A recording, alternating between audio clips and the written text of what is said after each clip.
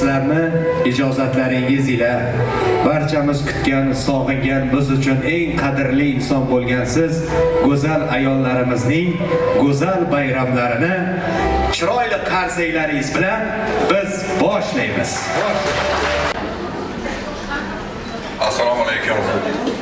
Aziz onaxonlar, opa-singillar, sizlarga avvalambor Qo'shaloq bayram, muborak Ramazon oyi hamda xalqaro xotin-qizlar bayrami bilan chin qalbimdan tabriklayman.